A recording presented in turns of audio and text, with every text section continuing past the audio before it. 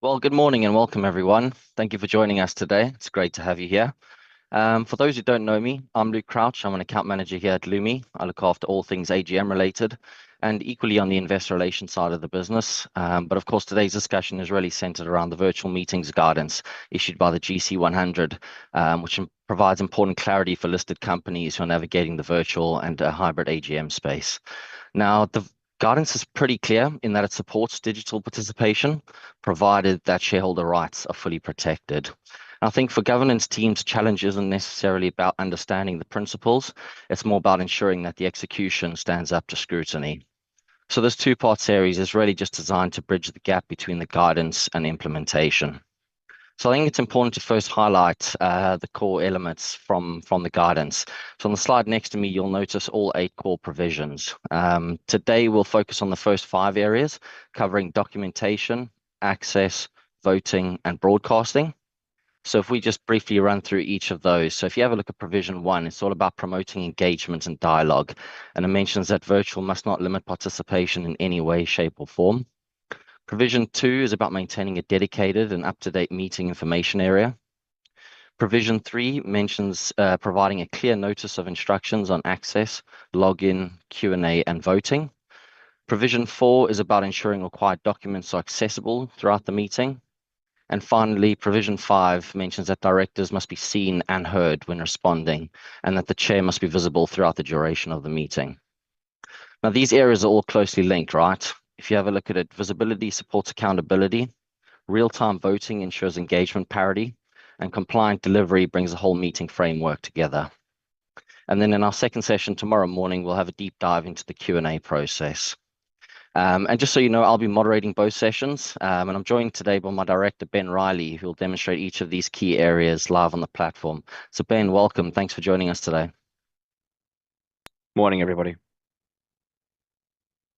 Perfect. So look, before we begin, just want to go over a few housekeeping items very quickly. The session will be recorded and we'll share a link with you afterwards.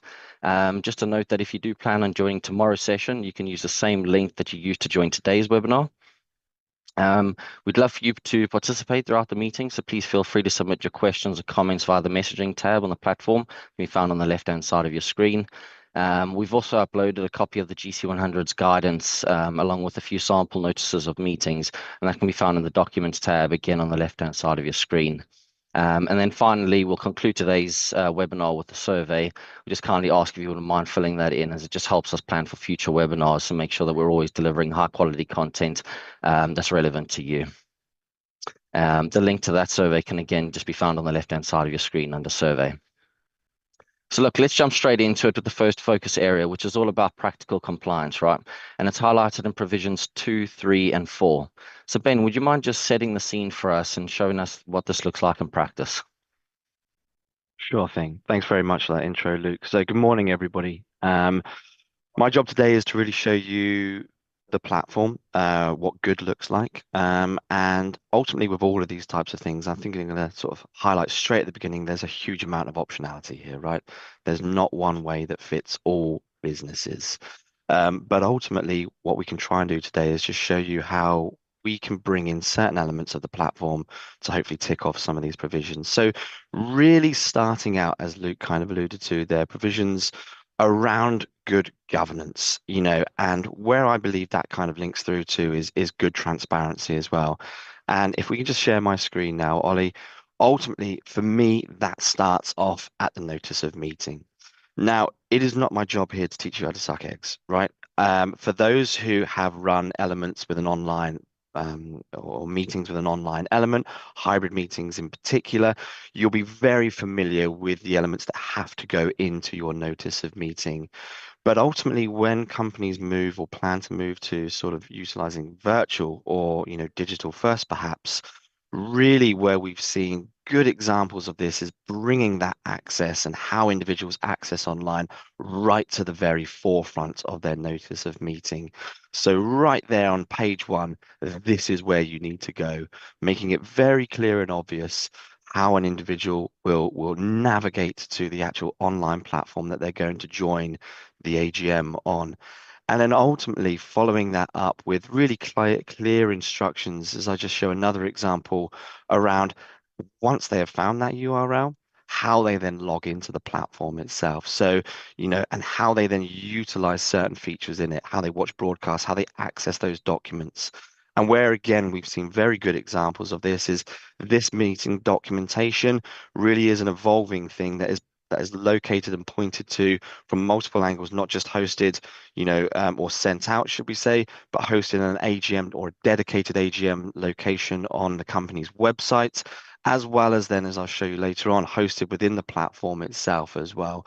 So really, it's one of the more, dare I say, I don't want to use the word straightforward features, but it's kind of hopefully relatively obvious here is that you're not shying away from anything. You're not hiding it on page, 50 of the notice of meeting. You're making it very clear and obvious where an individual has to go, how they log in, how they utilize certain features, and something as well that's sometimes overlooked is if they're having issues, how you can step in and rectify those issues, how they can seek out help here.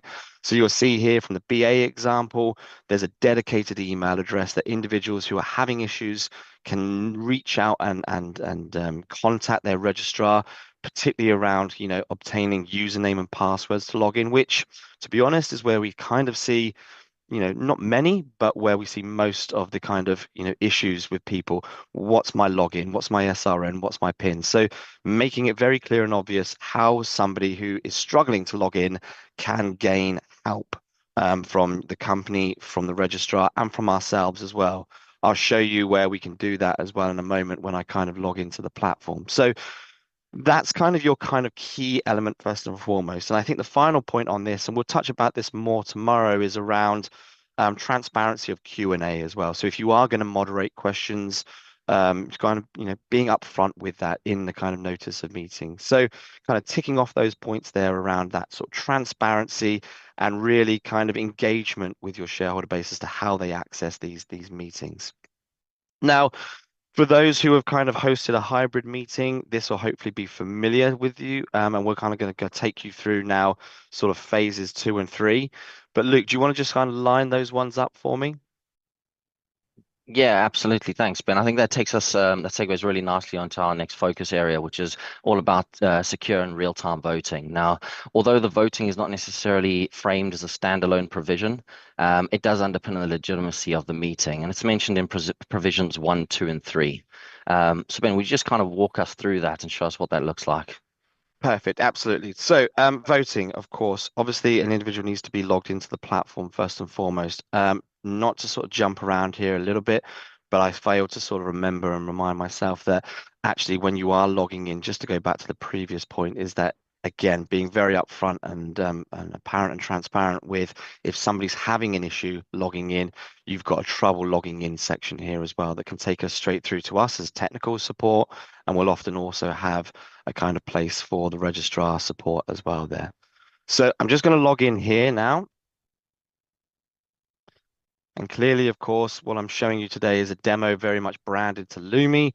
For each of your meetings, this will be very much companies branded. So it will have your logo, your colors, your themes, your wording within here as well. So making it a very, issuer focused kind of meeting platform. So once an individual is logged in, the way that we kind of are securing that voting is, of course, that all logins are authenticated. Now, we do allow for guest access. So in your sort of typical manner where you might have advisors or staff wanting to join the meeting, we absolutely facilitate the ability for them to do so. But we can really control on an individual basis what somebody is able to do. So for somebody who is logging in who isn't a necessary shareholder or a corporate rep or third party, we basically reduce their capacity to be able to only watch the meeting. So turning off their ability to vote, as we're going to show you in a second, and also turning off their ability to ask a question.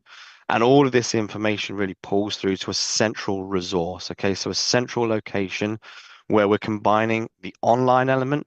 And for those who are clearly hosting a hybrid meeting where there's potentially an in-room element, everything is pulling through to one resource. Okay, so you would be able to report upon and be informed of those who are in the room, and then predominantly from here, those who are online, the capacity that they're joining in, the number of shares that they're holding. So it's a very clear and transparent process where you are aware of exactly who is attending your AGM at any point as well. Now, the point of this here was to sort of touch upon voting, which clearly, as I said, not necessarily specifically spoken about word for word within the provisions, but ultimately, I think it's still a really important part of this. So, voting and where we've seen kind of companies, really kind of embracing this. For me, the questions that we get asked is what sort of how are you able to push out the votes to shareholders? And then also the second part of that is for provisions around things like procedural motions. So I'm just going to touch upon both of those elements kind of individually. So real-time voting, right? For me, a lot of that is kind of managed in the lead up to it. So wording through scripting, kind of communicating with the chair to make sure that, and the co-sec to make sure that they're familiar with how that's going to work. Clearly, with hybrid meetings and the in-room element, individuals can have devices in the room with regards to, we've got kiosk voting now. People can use their own devices, so bring your own device. We still have the keypads. Obviously, the paper poll card element as well is still quite important. But that's all going to be pulled through to that central resource as well as the online votes that we're kind of capturing here. So working with you in the lead up to the meeting, we'd have wording that goes into the note, into the script. And generally what will effectively happen is at a certain point within the meeting, when the chair opens the poll, and this is usually when it comes to having an online element at the very beginning of the meeting, the chair will effectively open the poll on all of the resolutions at the same time. And as you'll see here, the resolutions automatically come to the forefront of the user's screen. So they don't need to navigate to it. And again, really kind of being upfront with them. If they are kind of in the documents section, it will immediately kind of come to the forefront. They don't need to hunt it out. And all of those resolutions will automatically appear. And a user can then very simply and easily go through and vote upon them one by one. And they do that simply by clicking the direction that they would like to cast their vote. It automatically changes color. They get a very clear, a very clear vote received message. And of course, you'll see here at the very top as well, with regards to, companies that often have 20, 30 resolutions in some instances, we do have a feature that's vote in the same direction. So a bit of a user experience feature whereby an individual can cast their vote on all of the resolutions at once. Now, I will kind of put a little asterisk next to that, particularly with companies that are often having or sometimes having shareholder proposals or shareholder resolutions. What we would kind of encourage and work with you on is probably removing that.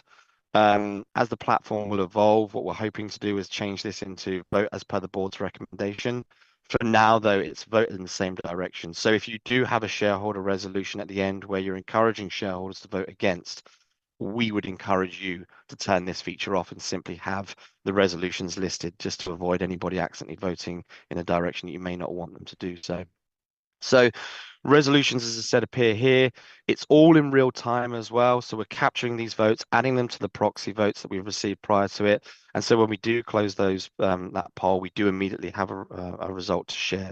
Now, in my experience, most companies nowadays actually don't necessarily push the live result out during the meeting. That is doable. But when we're kind of working with companies from a virtual and hybrid context, we'll often keep the poll open, similar to a paper poll card situation in room, for about 5-10 minutes after the meeting has concluded, whereby we'll then close it.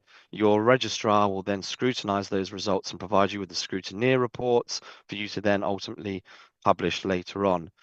In that scenario, what we'll often see is companies publishing their provisional results via a slide. So these are the sort of proxy numbers that you've got up until that point. But there are multiple ways that we can kind of deal with that on a case-by-case basis and a preferential basis. Now, with regards to procedural motion, ultimately we do get asked that. So in that scenario where we would kind of see a shareholder online, put something forward, potentially to adjourn the meeting. I think, my 15 years at the business, I've never seen one of those procedural resolution being put forward, but we're always prepared for them. Basically, if that was to happen, so a shareholder would either, request to speak, and we'll get onto that tomorrow's session, or type in a message to do so, and it's effectively approved by the chair, and we're ready to kind of put that to the meeting. What we can effectively do is we can close the poll on these resolutions. Okay, now any vote that we've already obtained is still captured. So we can kind of pause the resolutions on that side of things. We can then open up the procedural motion, in this instance, to adjourn the meeting, whereby we can then obtain the votes live and in real time. And again, this is where we would work with you, your legal team, registrars, to effectively position any proxy votes that the chair has and are allowed to vote in the certain direction they wish to cast their votes. We would probably keep this open for around about 30 seconds or so before we close it. We then again do immediately have a result that we can share with the chair, and we would then often push that out through the broadcast for individuals, and that would then either be voted down or approved one way or another. And then ultimately we can then reopen the resolutions and continue with the meeting, dependent upon the outcome of that provisional or procedural motion.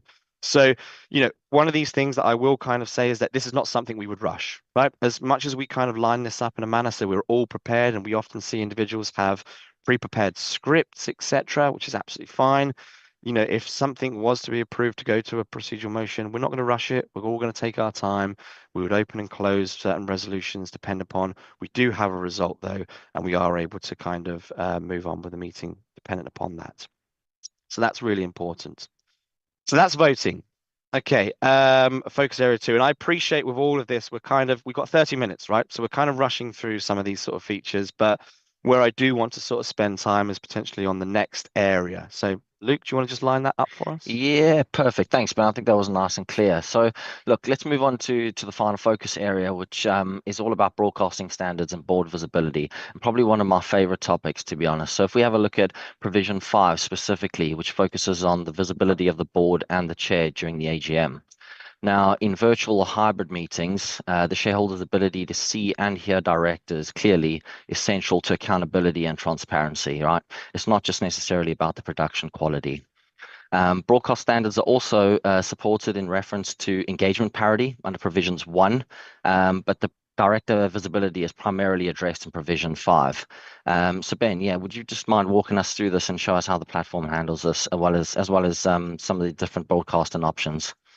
Absolutely. Thanks for that, Luke. So broadcasting. Um, this is probably where you have single most amount of flexibility in all of the kind of abilities and features with regards to hosting either a hybrid, a virtual, or even just a broadcast of your meeting in essence, right? This is the one feature that really influences price. Okay.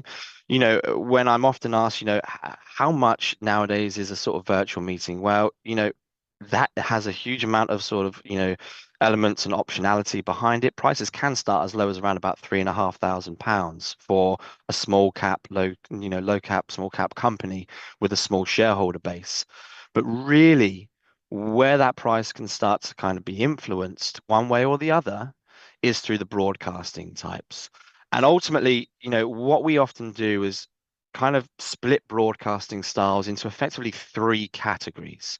You have your remote broadcasting, you have your what I and internally at Lumi we call on-site light, so where you start to bring equipment in, and where you have your kind of full broadcasting suite, where often you're still working alongside an AV company, and as an agnostic company here, we're then able to take those feeds into the platform and broadcast those out. Now, before I sort of start to show you some of those examples, what I just want to show you is the broadcasting feature itself. So you'll see here naturally, it appears on the right-hand side, right?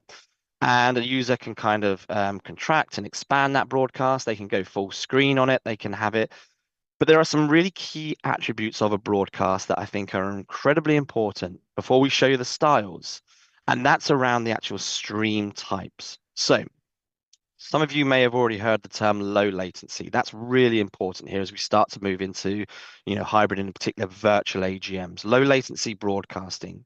What that effectively means is when we broadcast the meeting in low latency, the individuals who are watching online are effectively there is sub 1 second delay between what is happening in real time in the meeting room.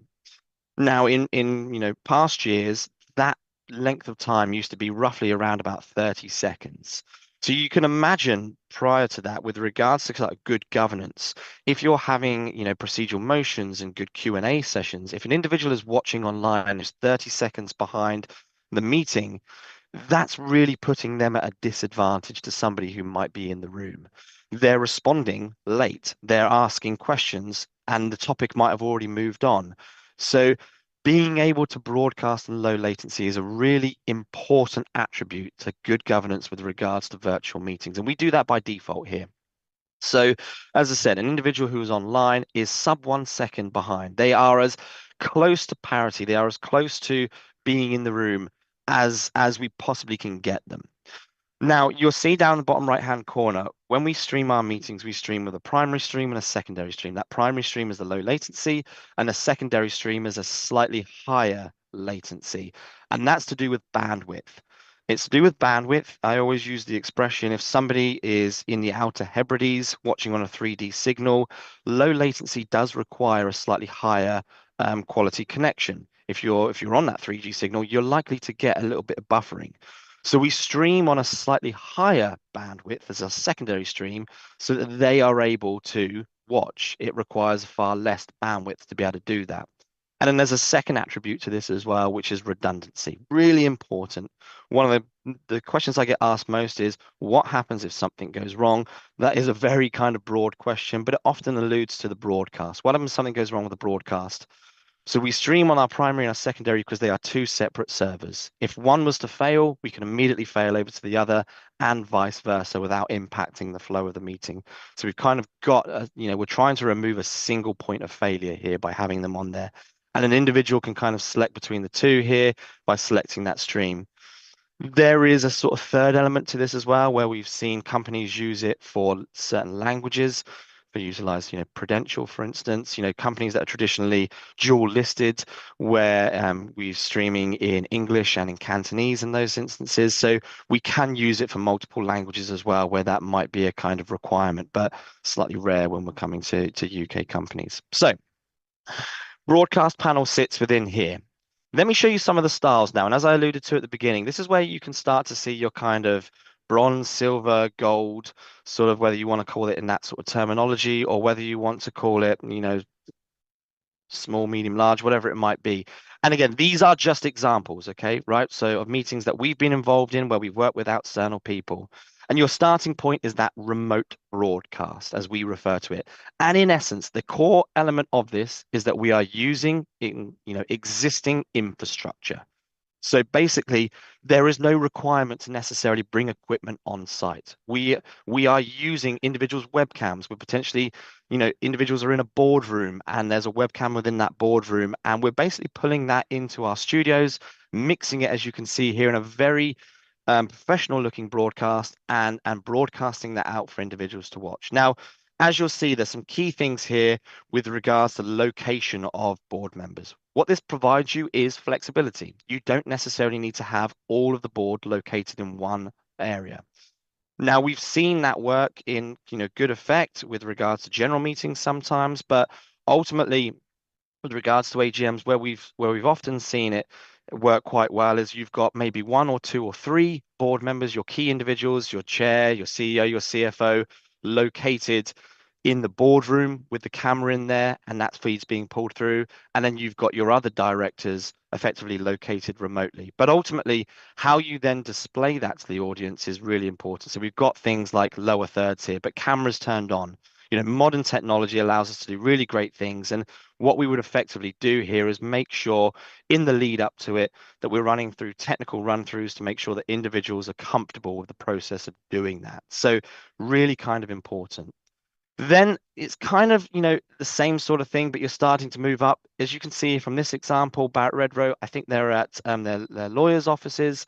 In essence, you've got more of the board physically located, kind of, individuals within the room. We still have a director remote, but we're still using what we refer to as existing infrastructure. This room that the company Barrett Redrow had hired had cameras located in it already. It had a PA. It had microphones already there. And again, what we're doing is we are taking those feeds, pulling them into our studio. We don't need to be on site for it, and we're mixing them together to produce a very professional looking broadcast, as you can see here, with slides, content, collateral, and we still had that remote director as well there. So, as you can see, flexibility around, numerous board members, fewer board members, it really does become your kind of preference. And there again with that Rathbones, I think this was at their offices. So they didn't go outside externally. This was at their offices where they had, camera in a meeting space. We still had individuals in the room, but a slightly more stripped down look with regards to chair, CEO, CFO located on the top table. And as you'll be able to see in a moment, we then had, I think, the remote directors, which we were bringing in at the appropriate point. And I think, to one of the points there is that companies where we've seen this used to very good effect, they're not shying away. They've got their directors, front and center to a certain degree on camera. They're being introduced by the chair at the start of the meeting. We've also seen other scenarios where companies have used a slide to show the directors that are kind of present. But it's making sure that everybody has the facility to effectively answer a question potentially at the appropriate point. Now, sort of next step up, moving up into, potentially, right, our meeting space isn't, sufficient. We have the facilities of potential, purpose-built studios up in London. So in essence, again, smaller teams of, directors, basically being able to come into a purpose-built studio, sitting down, being mic'd up, and you're ready to go. Not necessarily having to worry about the infrastructure or firewalls within your own kind of buildings, etc. So you're starting to kind of sort of see, well, actually, do you know what? Our offices, we don't have naturally access to our legal firm's offices. Our offices aren't necessarily fit for purpose. We're a bit worried about how that looks. But, you have the ability to kind of go external to start to bring in or utilize studios in essence.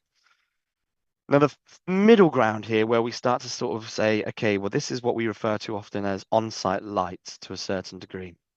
And this might relate to digital first meetings, particularly, even some hybrid, but also virtual, is that we have a meeting space, but it is four walls and a ceiling. The webcam isn't sufficient enough, right? It doesn't look very good. And we might have worked that out through a technical run through when we're kind of working with you at the start of the meeting. And what's important here is, we're not bringing in staging backgrounds, etc. But we start to say, oh, well, actually, do you know what? We can bring in a camera, two cameras if needs be, a locked off wide shot and a close up, and ultimately a couple of microphones for your directors.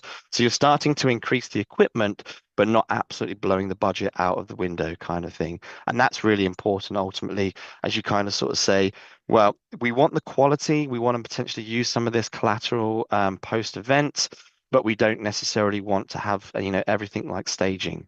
And there, I think, is a sliding scale with all of these things, of course. And as you can see here in this example, another sort of similar sort of situation where it's a virtual meeting. But what I like about this example, as you'll see here, this is what it kind of looks to the audience, sort of front facing with branding and graphics and bringing individuals in. But you'll see in a moment, we've got a couple of pictures actually what that equipment behind the camera looks like, trying to keep it simple. What you can still produce a very good quality broadcast, but with sort of minimal equipment in essence. And this was done at their actual offices as well, where we brought in, I think it was two cameras. We had a couple of monitors just in front of them so the individuals can see effectively what's going on with regards to the slides, any individual who is effectively wanting to ask a question as well. But it's really important where ultimately you've not got, huge budget for sort of staging and backdrops and sort of in-room screens. So this is what's sort of behind the camera where we had, as I said, a couple of 6-foot trestle tables dressed nicely, a couple of monitors, some cameras. It basically gives the directors who are sat at that table, clear visual context as to what's happening, slide deck, maybe there's some sort of video being played as well, and the messages being clearly sort of shown on there. This is that sort of middle ground. Moving in then to your sort of end result, which is often kind of attributed to hybrid meetings, but we still have seen some virtual or digital first meetings take this approach. And this is where we can work with sort of existing AV companies, the companies that you might traditionally have used in the past to help you with your AGM, where you've got and you still retain or want to retain staging, in-room visual context of it, a very high quality kind of meeting. And in essence, what we will do is we'll work with your AV company, not to get too technical here, but provide them with our RTMP stream keys and basically embed that into our platform so that we're broadcasting it out for individuals to watch, in essence. So I'm very conscious of time. that is a really kind of, very quick run through of all the sort of broadcasting elements. But the key attributes here are that it's very easy for us to be able to take and work with existing infrastructure or kind of start to increase the quality of that and basically have a very visually appealing meeting and AGM broadcast out to the meeting. But that sort of lower attribute of it really approving and appealing to some to keep that sort of budget down. This can still be a very budget friendly solution in essence. Back to you, Luke. Yeah, perfect. Thanks, Ben. That was really helpful. I think, like you said, the key takeaway here is really that this is not a one size fits all solution. So no, that's perfect. Thank you. Look, I'm very conscious of time as well, but we do have a question online, so I just want to move through to that. But before I do, just a gentle reminder, if you wouldn't mind submitting the your answers to the survey as well, that would be really great. Thank you. So let me have a look here. So we've got a question that reads, what happens if a shareholder submits a proxy vote ahead of the meeting and then wishes to vote again live at the meeting? How's this handled? Okay, sure. Let me take that one very quickly. So, really simply put, basically we treat sort of proxy individuals, corporate representatives, much in the same way as they always have done with a physical. Now, I know this wasn't part of that question, but I think it's important. So in essence, a corporate rep or a third party individual, let me just, Luke, if you can mute yourself a second because I got to repeat. But basically, they would still need to send a notice of representation to your registrar, and they will be provided with a unique credential. Now, the point of your question being, what happens if they proxy voted and attended? Well, as I mentioned, everything is still pulling through to a central repository of data, right?